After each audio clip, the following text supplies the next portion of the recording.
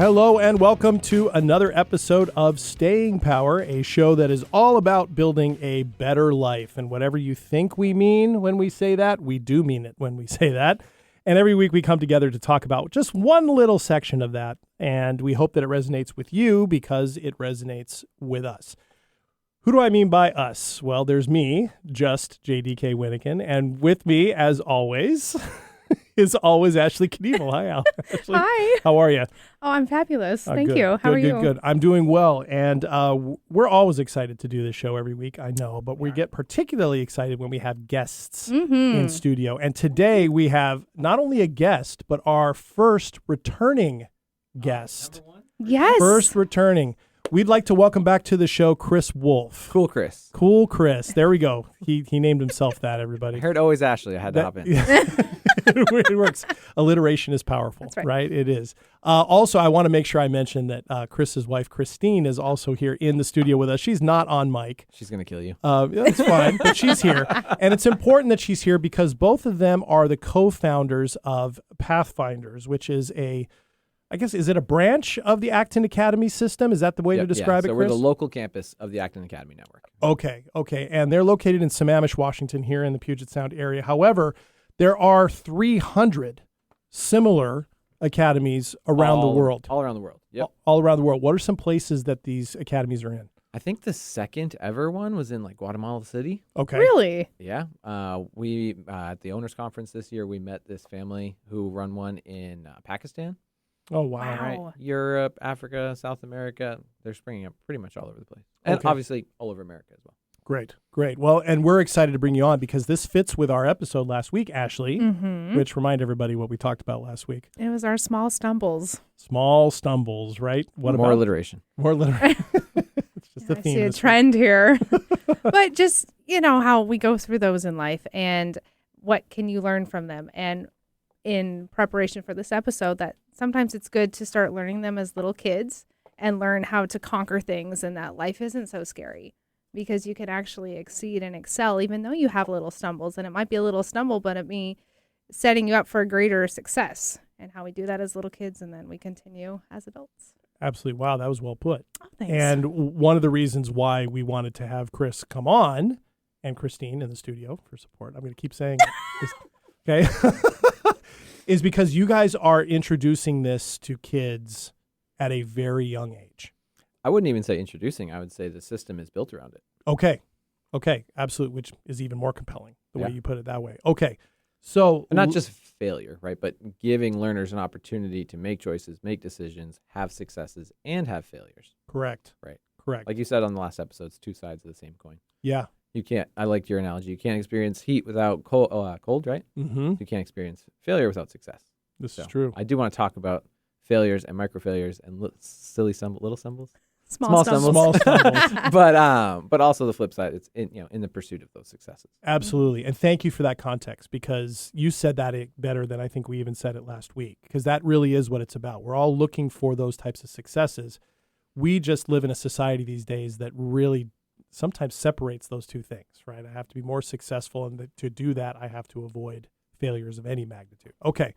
So with that in mind, I think the best place to start is, Chris, is how did you end up deciding? How did you guys end up deciding that you wanted to do this, that you wanted to open a school on this model? What's your personal history with it? And then we'll get into the structure of how it works. Sure. Well, I think one thing that the vast majority of people can agree on, which is not something we say very often these days, right? But the one thing that the vast majority of people can agree on is that traditional education is not working in the modern age. Mm-hmm. And we can argue to what degrees and this and that and the whole thing, but you'd be very hard put to find someone who's going to stand up on their soapbox and say, I love my local public education system. It's perfect. It's preparing my children the best for success. Right? Everyone knows that. We don't have to beat a dead horse. And so for me and my wife, when we got married, we started talking about having kids, kind of thinking down the road. And I, maybe foolishly, maybe not, planted my flag in the ground. I said, I'm never putting my kids in public school. And, this is important in that conversation because we were having our kids together, right? So any non-negotiables were going to apply both ways. And it's a really easy thing to say when there's no stakes. right? Mhm. It's really easy to take a stand when there's nothing at stake. Sure. And the kids weren't even born yet. They were just like, yeah, we're going to have them later. It'd be easy, later. Then we have the kids. And they're little. It doesn't matter yet because they're little. But then they start to get bigger, right? And then it's like, oh, we got to. We need to make that decision. Right. Remember that thing you said? Oh, yeah, that one. Right. And so, Okay. and we were really struggling. A little more background. You remember on my last episode, I dropped out of high school. Yeah. And I dropped out of college. Right. And then I became a successful entrepreneur. Yep. Right. So something in there wasn't working the right way, right? Yeah. There's a larger message in there for you. For sure. But even for Christine, she got her degree. She got another degree. So we average 1 degree each. Thank goodness for her. Nice work. Yeah. Raising the level on the So raise the That's bar. great. But we both got to that same conclusion. We went Mhm. through this traditional system and it didn't work, right? And so we're looking at all these options. This option over here was a very expensive version of public school. And this option over here had its own drawbacks. And homeschool wasn't quite for us, just with our lifestyle and what we do and our careers and everything. And we were actually like really despairing. And complaining on social media, as one does sometimes when you're despairing about things. And I had a friend from who lived here, moved to Oklahoma. She said, "Hey, have you heard of Acton Academy?" I said, "No, I've never heard of Acton Academy in my life." She said, "We send our 2 boys to an Acton out here in Oklahoma. You got to check it out." So we look it up. And we're like, "What? What the heck is this?" Right? And then it was, "Oh, what?" It was an answer to our call, right? Light after like darkness and worry, because you're a parent, right? You care about your kids. You want the best for your kids, right? Like you want good for you and you want the best for your kids, right? And so there's so much worry and stress. And then we found this thing. Holy cow, this is amazing. Learner driven, multi-age. They're so engaged. They're so excited to go to school. They're so independent. They can solve problems on their own. This is what we want, right? But then the nearest one at the time, we look up, nearest, find school or whatever. Nearest one was like Anacortes, which for anyone who doesn't know Western Washington, Anacortes is about 2 hours away. Mm-hmm. So not a daily commute. So it was a real gut check moment. How much do you care, right? You planted your flag in the ground. You're an entrepreneur. You have these like things that you believe that you want for your children. We see where this is going. Yeah. How much do you care, right? Yeah. And Yeah. so that launched us on our journey of opening an Acton Academy. Man, that's what happens when you plant the flag in the ground. Yeah. That's quite a question. A little foolishly, a little exuberantly, probably. I didn't know, at that moment, I never know what it would take to do this. Sure. Mhm. Sure. Right? Like frequently in life, we set out on adventures and we don't know. Sure. Which is But- probably good if you think about it, right? Yeah, but having your children and your wife as like your absolute of reason beyond belief if you could do it or not, like I will. There is no question. Because their future, who you built with this amazing person sitting across from you over there, is like resting on you, and you're like, I got to do it. Failure's not an option. It's not. That's amazing. at That's that great. point. I Which is really funny like because we're that. talking about failures. Yeah. Well, that was the one that was not optional, Well, actually. and there's actually no problem with that approach, right? If you're really striving to avoid failure for something that, certainly if we're talking life and death like NASA, you want to have something like that. Try to bring astronauts back from space. That may not be the Right. best. Either they make it back or they don't. They right? don't, right? Yeah. So you don't want to quibble on that. However, there's so much we could ask you about your backstory to all that, but that's a really good start. So Sorry. I hate cutting you off, but I have to. cut me off. So the subject of failure and definitions, right? I listened to your episode last week. I just want to make the point that failure only happens if you can't keep going. Mm, So like, yeah, you're in space and the astronauts blow up and they're dead. That's gone. Game over. You Mhm. cannot then put the dead astronauts back together, unfortunately. mm-hmm. Right? But if you're trying to do something and it doesn't work or you quote unquote fail, Mm-hmm. you can try again. Mm-hmm. Mm-hmm. And you can try again and again. Mm-hmm. And it's just a point I wanted to make from what I heard last. See Like, what- it's only a failure if you accept that it's done. Mm-hmm. That's like a true, failure. Or like something that's time sensitive. Like, Mm-hmm. I missed this deadline, it's done. Mm-hmm. But most things in life, even if you miss the deadline or you fail the test or you don't pass the examination or you don't get the job, you get to keep going again Mm-hmm. and trying to do it the next time with those lessons you learned. I wrote that down. That's awesome. That's a really great Yeah. point. So sorry to cut you off. Failure only happens if you can't keep going. Mm-hmm. I like that a lot. I promise I won't cut you off too much. Dude, that's okay. We brought you on this show for you to talk about this, so that's okay. Now, with that in mind, let's talk about how this works. Okay, so really quickly, take me through the day of a Pathfinder learner. Nice. Yeah, our little Pathfinders. Mm-hmm. That's what they're called. The kids are called Pathfinders? Yeah, we call them Pathfinders. So we, Like we it. don't say kids and students, we say learners Mhm. because they're learners. But yeah, our mascot, I guess you would say, is a Pathfinder. Kind of like a little Sherpa dude or dudette going up through the mountains, Nice. finding their way. Mm-hmm. So yeah, day in the life. Show up, 8:30. We circle up, and my favorite part of this whole thing, even though there's a lot of great things, we start every day with a Socratic discussion. Tell me more. So, what's the point of school? What's the point of learn? Like, you're trying to learn, right? You're trying to engage your brain. You're trying to grow. So the first thing we do every day is we engage everyone's brain, and we ask a question that doesn't have a right answer. And you have to pick one way or the other. And you're not allowed to say, oh, both or neither, or, well, what if I do this? And then, no, you have to pick A or B. And then once everyone picks A or B, then we throw, well, what if? Mm-hmm. And the whole point of the exercise has nothing to do with getting the right answer, because there is no right answer. The point is to get everyone thinking and questioning and having to speak and stand up for their thoughts. I would do B because this. Mm-hmm. And then, oh, well, did you know about that?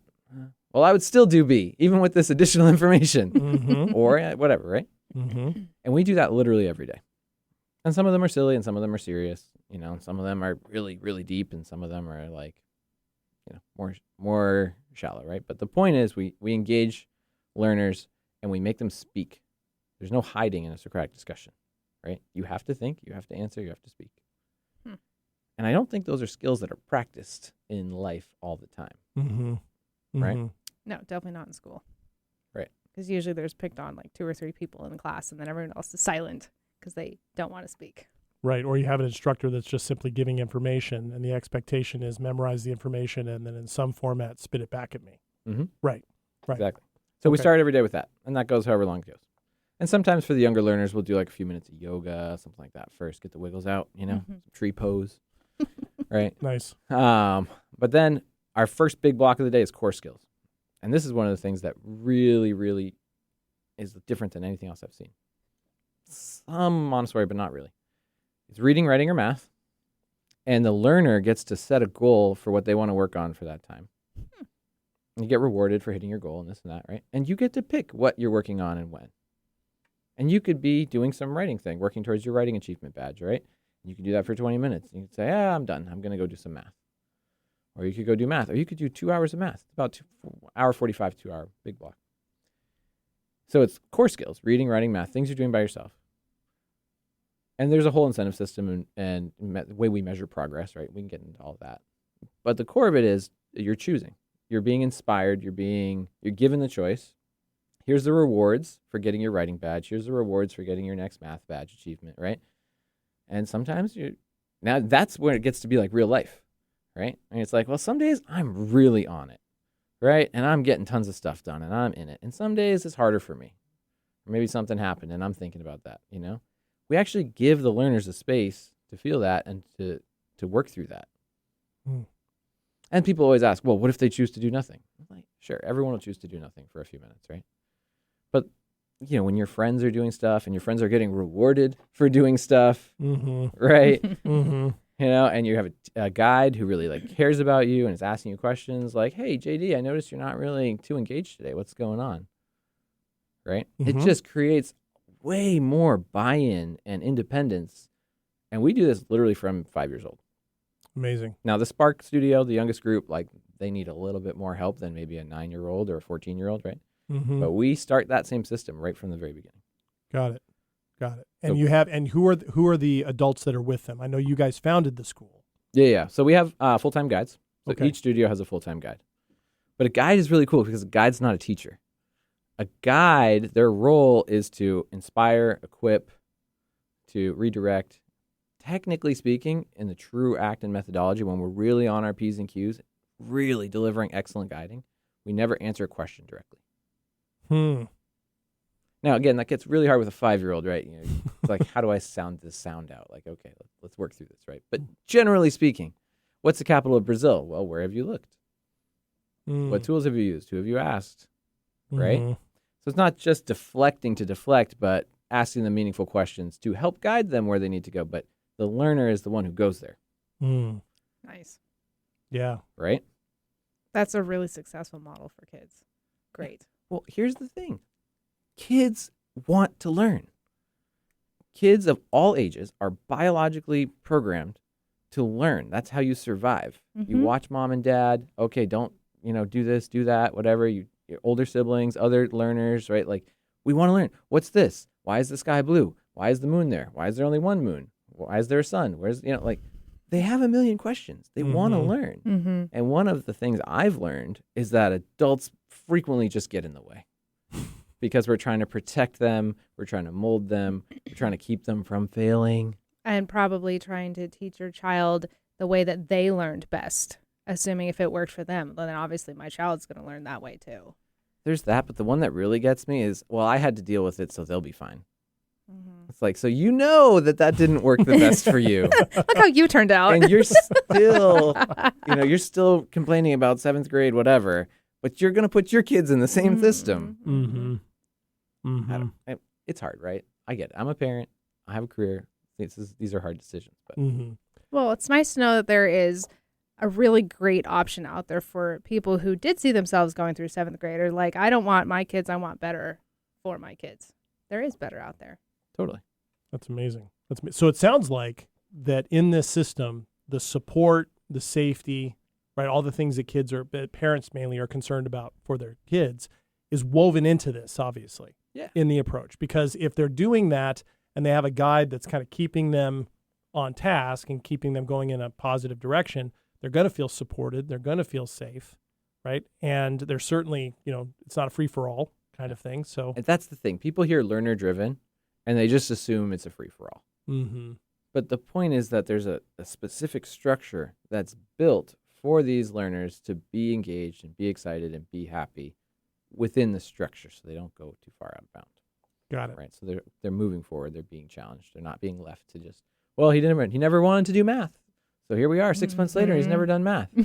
That's not what learner driven means. Got it.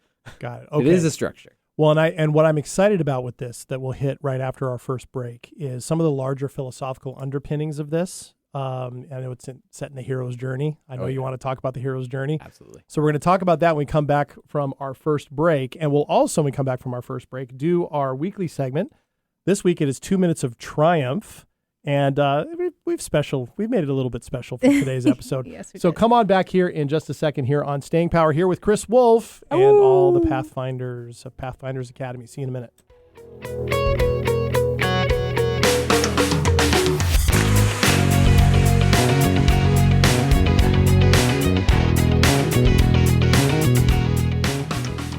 Are you ready to discover remarkable stories of resilience and cultural connection?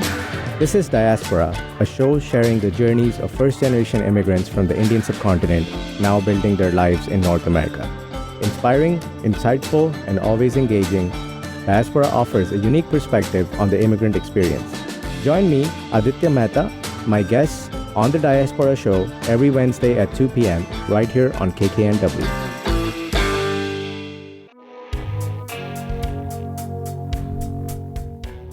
Welcome back to Staying Power. JD here with Ashley. Hello. And also with us today is Chris Wolf, one of the co-founders of Pathfinders and Acton Academy School in Sammamish, Washington. He's here talking about the really innovative, amazing, learner-driven model that this school does. And I think we're probably dispelling some myths, hopefully, in all of this. Really happy to have you here for that. Really happy to have all of you listeners. First of all, if you end up missing any of this episode and you want to catch up or you have to leave a little bit early, remember, you can catch this as a podcast wherever you get your podcasts. We also have our own YouTube channel now, so you can see video of this if you want to see Chris, in all his glory howling. I dressed up. He dressed up, right? Polo, khakis, looking good.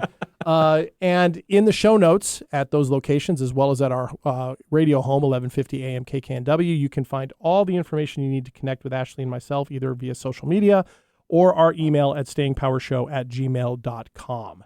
So before we jump back into the discussion of Pathfinders and all of this and the hero's journey, which is where we're going to start, It's time for our weekly segment where Ashley and I each take 2 minutes to talk about something that happened in the past week or something like that.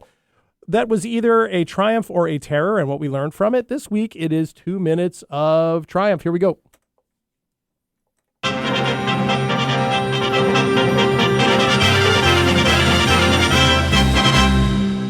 Yes!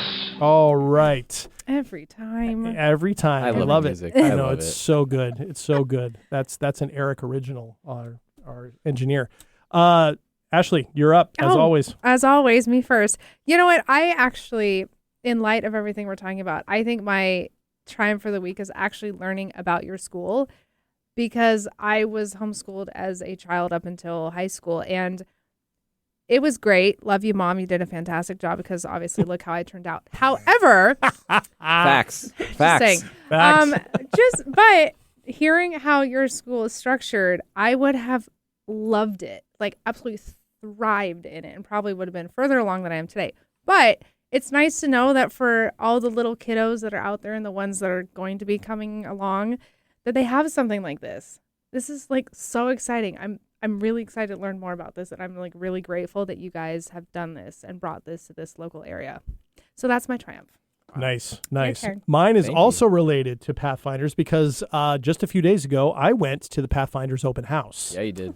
And got to see all of this in action. I met some guides. I met some the parents of some prospective students, and certainly talked with Chris and Christine and a few others. And my triumph is I sat in on one of those Socratic discussions. And it was amazing. Now, I've done them before, right? I've got an academic background. However, this has been a first time in a long time. And it's the first time ever where I was in a Socratic discussion with a 5-year-old and people even older than me, right? Which is saying something. I'm almost 52. And it worked all the way around. And the question was, first, the base question was, would you rather be an astronaut or an astronomer? And we all had to pick that.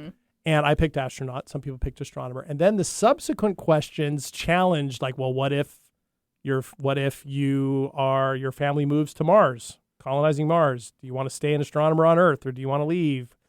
Things like that. And what I noticed is it really highlighted for everybody and forced everyone to highlight what really matters to them. What are the pivot points in their life that matter the most? And one of the questions, some people said, no, I actually going to switch from astronaut to astronomer because I would miss all my kids' birthdays, all my friends' celebrations. I'd miss holidays. And there was no right answer. Mm-hmm. But that was a triumph to sit and see that work. And to me, the proof that it's working and still working is I've been thinking about it every single day since then. That's really cool. Yeah, it was really cool. So that was a triumph. All right. So I saw it for myself, and it was amazing. So, all right, Chris, with that diving board to jump off of.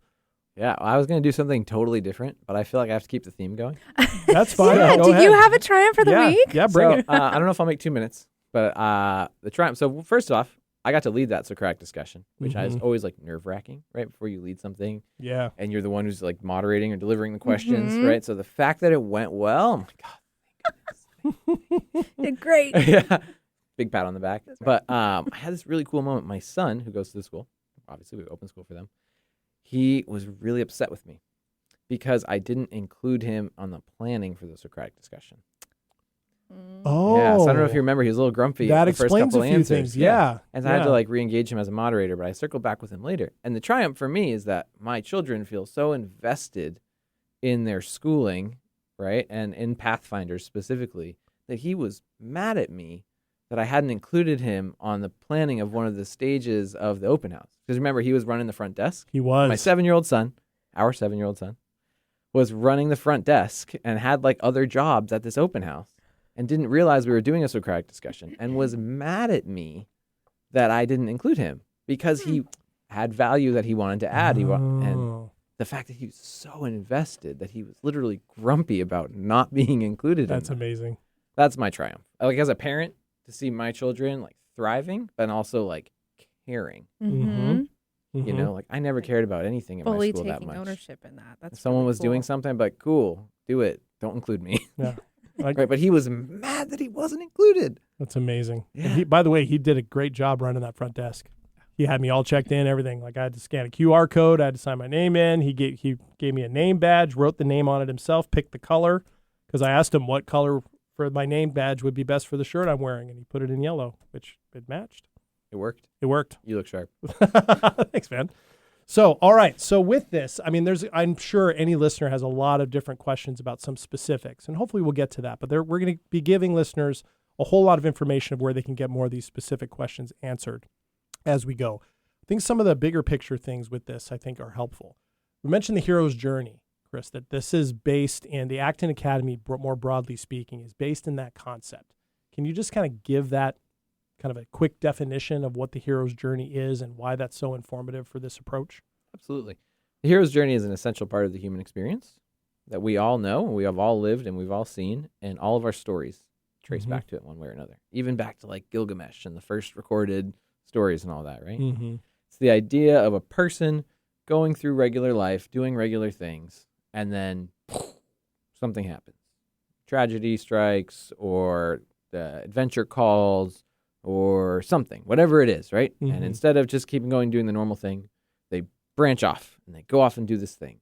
And it's likely going to be hard. There's likely going to be trials and tribulations and moments when you question, should I go back? Should I not go back? Why did I do this in the first place? Right? And all of these things. But then eventually you overcome, or you complete, or you finish, you go through, and you get back to regular life again, but you're changed. You're different. You've learned, you've grown, you've had these trials and tribulations, and whatever you've learned from them, you've now brought back or brought into the next phase of your life, right? And you can trace so many story and character arcs to that. Yeah. And because it's real. That's what we experience, right? Everyone is the star of their own movie, right? Everyone is a hero on their own hero's journey. And that's one of the things that I feel really grateful for my kids having this with Acton. You know, I didn't feel like a hero growing up.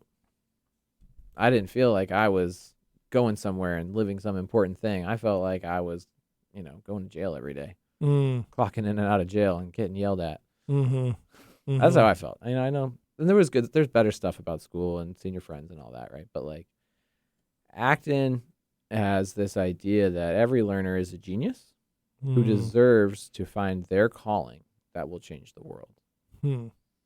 Right. And that kind of ties into that same hero's journey, right? But everyone's going to have a different genius. JD, you're amazing. You're the podfather, right? You organize this whole network. You're so good at talking. No one else could do that, right? I'm really great at running a construction business. You are. So the school thing has happened totally out of left field, right? But I have this thing that I do in the world, the service that I provide to the community. And did I grow up thinking that would be it? No, but I have this thing, right? Ashley, I know you have too many to list, so we won't. Oh my gosh. We're limited So time. many. Always So Ashley. many. You're over so here. kind. Always Ashley. Always achieving. Yeah, but so the hero's journey is how we find those talents. Yeah. Right. And how we build that resilience that we didn't know that we could develop. Exactly. Yeah. You can go through regular life and you can learn things, but when you go on a journey, or when your life is a journey, or when you approach it from that perspective, every failure is a growth opportunity. It's a setback. It's a test, right? Like, you could say on my journey to open the school, my wife and I's journey to open our school, right, is, there's no Acton nearby. You could see that as a roadblock or a failure, but what it became is an essential part of our hero's journey, because then it was, a further call to action. Like, well, are you going to open the school? Right? You could keep going. You could keep going. You chose to keep going. Exactly. So that's, to me, the hero's journey, and why it's important, and why it's so empowering for these young learners, right?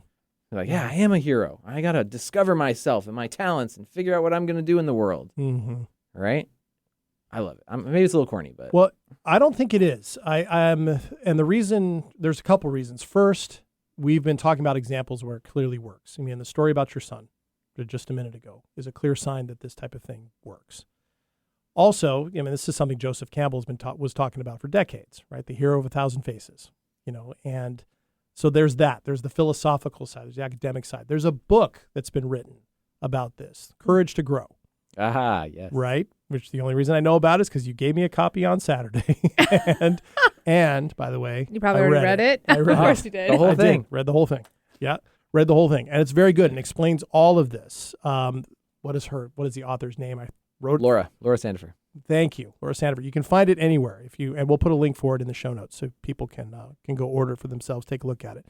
that explains a lot of the roots of this, why it works, the philosophy of the whole thing. And what I love about this is we hear so much today about kids, adults seeking some sense of place in the world. And they're always seeking for it, and it can come from a lot of external sources. And we're blitzed with external, right? We're from social media, television, peers, life around us, the playground, wherever it might be, that the challenge of doing it internally seems to be kind of the lost frontier, if you will, that education has always been seeking to reach. And one of the reasons I love that you guys do Socratic stuff is because the ancient Greeks were aware of this. And we're talking about the difficulty of this inner landscape, and that everything else coming at you was going to be a distraction if you did not have that part engaged in. And so my part in this isn't something that's just been made up.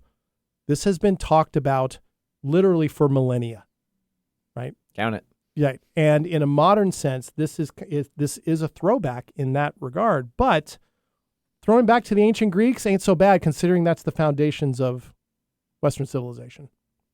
So with that caveat in mind, and yeah, I just turned this into something really grandiose. Incredibly passionate but nevertheless, over there. no, it's I'm loving this. It matters. Do you want to write more copy for Right. me? I don't think you need it, Chris. I think you guys are doing just fine with what you've got. Okay, so with that, Chris, actually, let's just open this up a little bit. You are the ones really doing this. What are some things that we haven't mentioned yet that might be important for any listener who is attracted to this, who is maybe a parent thinking about this, aware of the things we've been talking about, education system? What are some things we haven't mentioned yet? Where do you want to go? Well, I think the first thing I would say is that there's never a 1,000% correct answer for how we're going to educate every child in the world. Mm-hmm. Acton's amazing because Acton does its best to provide a space where every learner can get what they need. But even then, you can find someone who says, yeah, maybe public school or traditional education was a little bit better for this particular learner.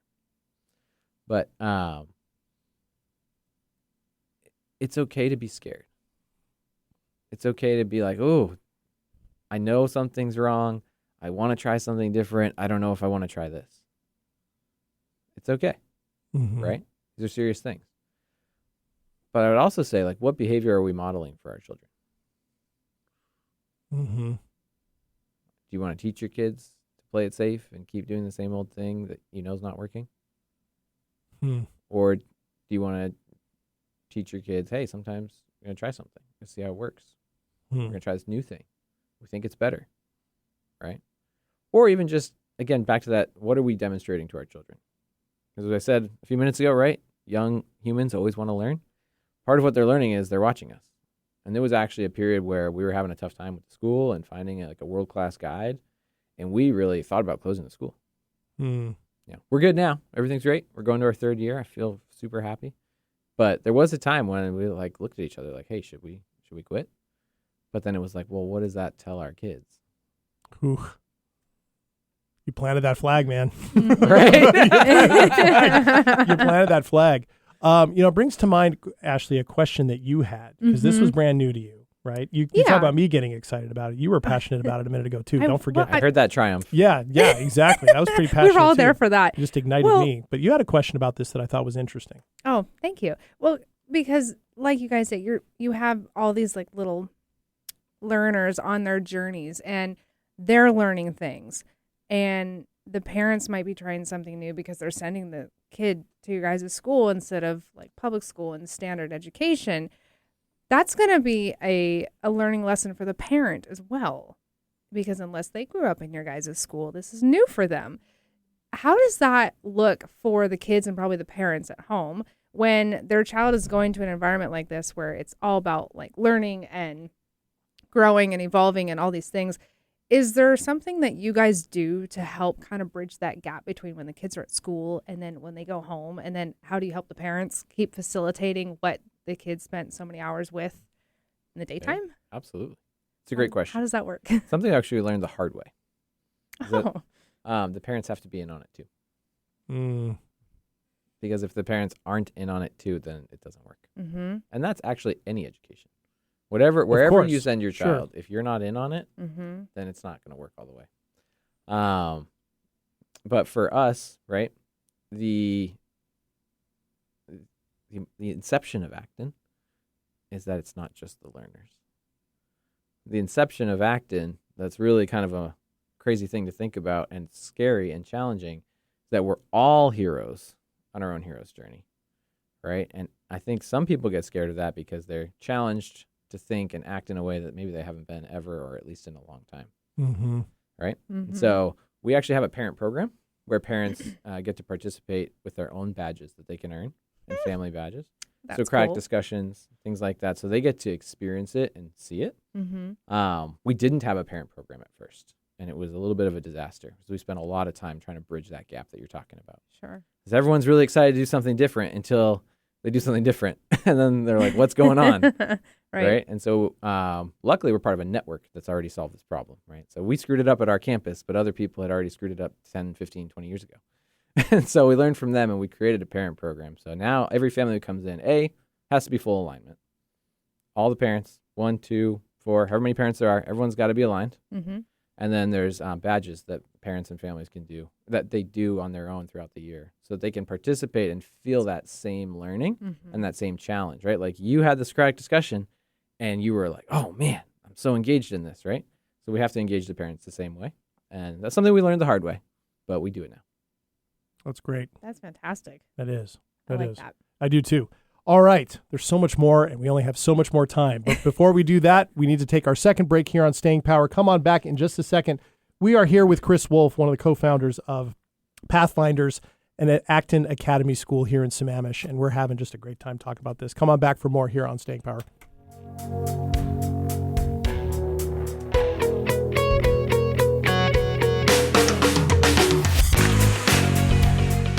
Hello, I'm Chris Erdman. Every Wednesday at 8 a.m. on KKNW, I sit down with inspiring entrepreneurs, creative minds, and game changers to uncover the real stories behind their business. On my show, Made of More, we explore the challenges that they've overcome, the breakthroughs that they've celebrated, and the mindset that drives them forward. If you're ready to unlock your full entrepreneurial potential, Made of More is the show for you, because here we know you are made of more. Every Wednesday at 8 a.m. on KKNW.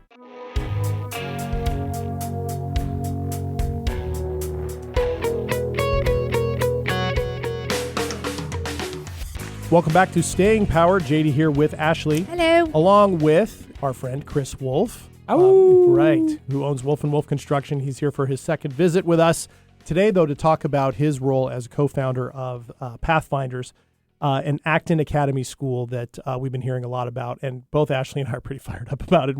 And we don't even have kids we can send, and we're fired up. I want to go. You know? Well, you That kind of was my did. I kind of did. That was my thought. I wanted to go. I was know. Like, man, if I had this. Absolutely. Exactly. Absolutely. So we only have so much time left. So let's hit on a few things, Ashley, that I know we want to make sure that for parents in particular that are listening, that they may want to know about. And between the three of us, I'm sure we can hit some of those things. So Sure. First thing that definitely comes to mind for anybody out there, I'm sure they're wondering, is I assume this is an accredited school. Yes, internationally accredited with multiple organizations. okay. That's And up through high school, right? Oh, yes. What so, are the ages? absolutely. So it's really cool. I'll hit it real quick. There's 4 studios. Mhm. Spark Studio at the beginning, which is like 5 years old to 8 years old. Mhm. And then once you achieve all the badges and everything in one studio, you move up to the next. Mhm. So the next one is Explorer Studio, which is kind of like middle to late elementary school. And then we call it Mission Studio instead of middle school, Mission Studio. That 12 to 14, 15 range where they start doing more apprenticeships and getting more out of the classroom. And then we don't have high school. We call it Launchpad, where we launch them towards their next great adventure in life, wherever that may be for them. Got it. Now, how does that work with that system kind of moving to the next thing? Like, so expectations of a kid finishing the process and they're going to go on to college. Yeah. So how does that work? Does the accreditation take care of all that? Making sure that Accreditation all- helps a lot. And then the badge system translates really, really well to transcripts. Okay. And plus, in Mission Studio and Launchpad, the emphasis on real internships compared to the average learner Mm-hmm. is just really sets them apart. So what we're seeing across the network is as learners are graduating from Launchpad, they're getting into their first choice schools. They're telling their first choice schools, I'm going to take a gap year and I'll come back and go to you next year. That hasn't been a problem. That's one of the questions, right? Hey, this is different. This is, this isn't a traditional grading system. This isn't a traditional path. How can we do this, but what we're finding is that Acton Academy graduates are actually in high demand. Okay. Very interesting. And such high demand that some of them are being tempted to just go straight into the workforce. Well, there's I mean, a lot of for certain there's people, value right? to that. But there's a lot of people who are like, hey, I want to go to Columbia. I want to go to Yale. Like Ivy League schools are Yeah. like clamoring for these graduates. That's amazing. Yeah. That's amazing. And I would think if they're doing internships and they're into entrepreneurship, some of them are thinking of just going right into building their own businesses, perhaps. Yep. I heard of one. I heard a talk from one of them who's a videographer, just going straight into videography business. Good for you. That's fantastic. That's amazing. That's I mean, amazing. of course, because they've spent so many years doing this and they're so well set up and educated in the things in life that really matter, not in just your core subjects, but the life skills that are essential if you're going to be successful in entrepreneurship or whatever it's going to look like for them. Yeah. I mean, my 7-year-old son hit it on the head. He said, isn't Acton about, having a vision and then make it happen? And he's 7. Yeah. Dude. Whoa. It's amazing. So imagine being in that system for 14 years. By the time these crazy launchpad trips that happen, right? The high school equivalent launchpad, where the adults don't plan anything. And these launchpadders like, all right, we're going to Peru. We're going for this many weeks. Here's the tickets for this and this. The buses will pick us up there. We're going to do this and this. Here's the hotels. Boom, boom, boom. And the adults are there just for like legal liability, concerns. Wow. Like, it's insane what they're capable of. So people always ask about that. College. Can they get into college? Of course. If they want to get whatever an Acton Academy graduate wants to do, they're going to go do. Okay. If they want to go to college, they'll get into their college. Yeah, that would seem to me to be a key point to try and get across Yep. to anybody wondering about that. Another thing that I know parents will ask about: how much does this cost to do? And what is there standard tuition? Are there scholarships available? Does Acton have a system like that, or is it something different? Great question. So every campus is different.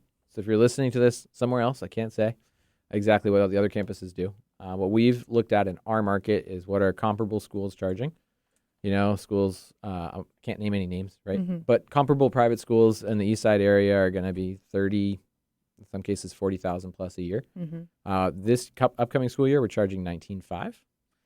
We'll probably be in the low 20s next year. So we're well below the market, and I won't say we don't have all the bells and whistles. There's no swimming pool, and there's no private valet, chef, lunch, whatever, but what it does have is actual learning and structure and guides. Well, we have world-class guides. That's the one thing I will say. We have world-class guides. What does that mean? Like, I can't imagine someone else educating my children better than the ones that we have. Do those guides tend to be people who have been in traditional education before and have found themselves in a similar spot to you guys, but from an educator's point of view? Yes and no. I think it's pretty hard, actually, to come from a traditional background where the teacher is the center of everything, because the guide is not the center of everything in Acton. The learners are the center of everything. And so there are teachers that can do that. I think sometimes there's teachers like, that's really great, and I'm really happy that you're doing that. They can't.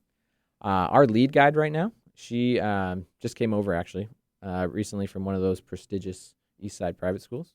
Because she said, this is how learning should be. I don't want to be working at this for a 6-figure salary. I'm going to take a pay cut, and I'm going to come work at your school because this is how it should be. Wow. That's cool. She actually taught in Canada for over 2 decades. And she said in Canada, it was more similar. So it's public education, quote unquote, but in Canada, it's more like Acton, multi-age, given more choices and variance in how they work through things. So, yeah. But I mean, anyone could be an Acton guide if they are committed to the principles, specifically believing that every learner has genius in them and that they can develop it if we provide the right structure for them. Yeah. And that provides so much, because then that provides a sense of purpose, a sense of place, a sense of mission, right? A sense of direction and a sense of agency. And we talk about it on this show literally every week, right? The challenges in discovering what one's agency is and how to work through challenges, right? So it's kind of a setup for that, which is why you guys were a perfect choice to bring on here. Now, last few minutes, I want to get into some of the, things that families can do, right? Some of those larger things, takeaways. However, I have to mention, because I'm a research nerd, here we go. that I looked into some of these, and just a couple quick points we don't need to discuss. But in terms of developing resilience, more and more studies show that this approach and similar ones like it show that moderate situations with non-overwhelming stress create stress inoculation that builds capacity. And that helps. And the sooner you can do that, the more successful it is. Yes. Right? So that fits this model perfectly. Project-based learning, right? Or however that's defined, right? Kids taking on projects and doing them at their own pace. More and more evidence is out there that for achievement, motivation, and critical thinking, there is no better way for students to be learning. There's more evidence for that. I can tell you, we've been open for 2 years. I've been in the classroom for a lot of those 2 years. That is absolutely true. Mm-hmm. You can see it clear as day. Mm-hmm. Absolutely. And of course, for anybody who's skeptical on this, of course, the effects of this from student to student are going to have variables, right? Not everybody, you mentioned that at the top of the show. However, quality implementation and some standardization and approach really helps, which of course Acton has. I just wanted to mention that. I looked into all that and I wanted to make sure I mentioned that because I'm a research nerd. So, which Ashley knows, right? I think everybody knows. It's not just me. Okay. Your nerd is showing. Well, it's okay. That's all right. Maybe it's just his genius. Who That's knows? all right. I There don't we know go. about That is his genius. Yeah. See? Oh, Part of You're being the welcome. podfather. Gosh, I know. look at that. I'm blushing You're over here. welcome. Thank you. Thank Well you. deserved. Thank you. I appreciate that. All right. So, Chris, when we talk about practical things, right, for families to be doing, what comes to mind for you? Well, there's a number of things, right? I mean, choice is always interesting, right? What choices can we give our children in the right structure, right? Mhm. You're not going to say, hey, should we go to Disney World today or no?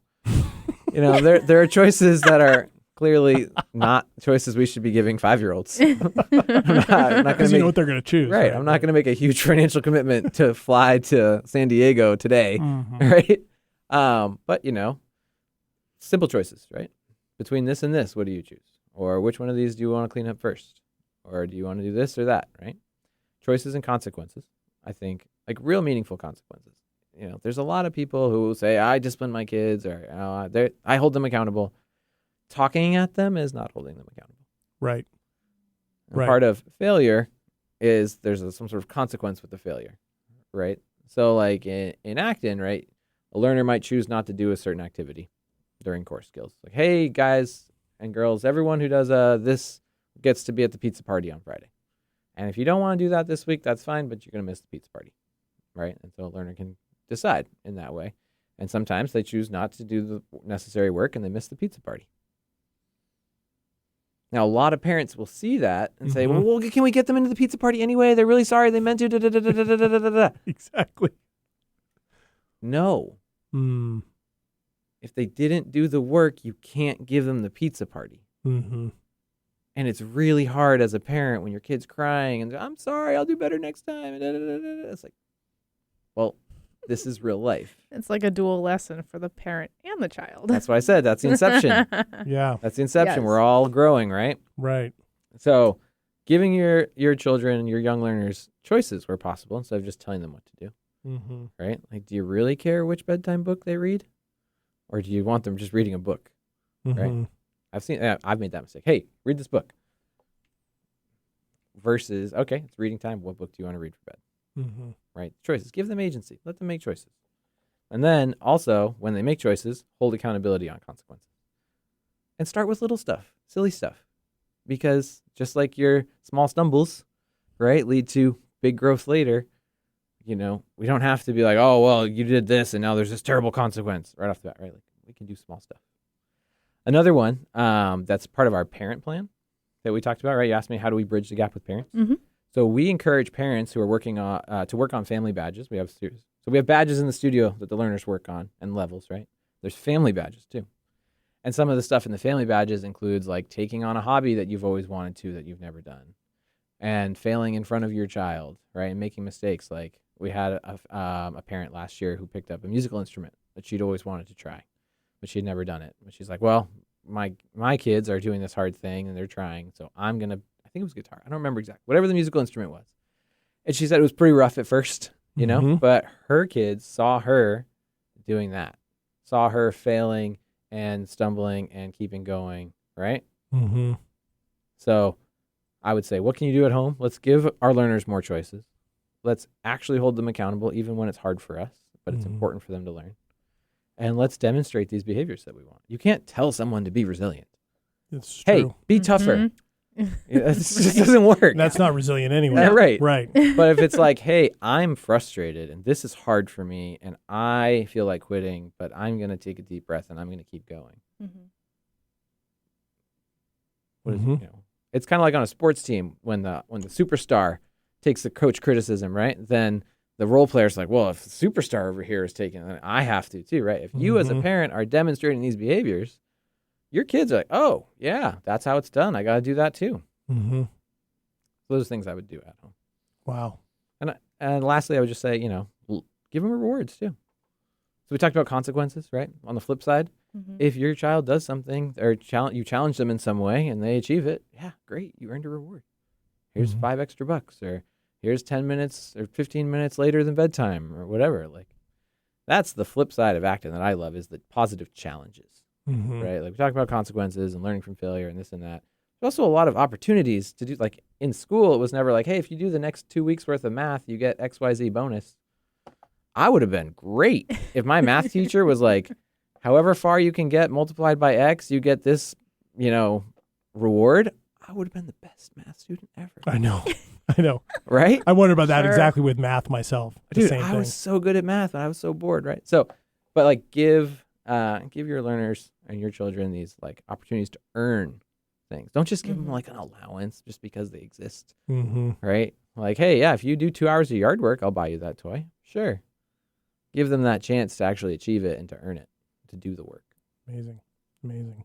We could keep going on this, Chris. Absolutely. I wish we could, and perhaps we will again. So we'd love to have you back at some point and hear how things are going. I think you should have a learner on. That'd be great. That'd be a fun thing. We should have his son on. Yeah, we could do that. He's more eloquent than me.